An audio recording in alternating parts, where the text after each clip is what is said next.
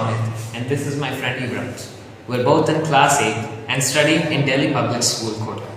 Today, we visited the maths practical lab and proved the identity a plus b whole square is equal to a square plus 2ab plus b square. How we did this was we took a square of side A and another square of side B. Along with this, we took a rectangle of breadth B and length A along with another rectangle of length A and breadth B. We joined all these rectangle and square together to make one single square of side A plus B. And the way we find the area of a square is we square the sides. So we did just that, A plus B square. Along with this, we find out the total area using the squares and rectangles, which turns out to be A square plus B square plus AB plus AB. This in the end turned out to be A square plus 2AB plus B square.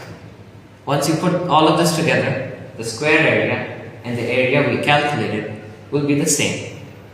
This proves the identity a plus b whole square is equal to a square plus 2ab plus b square.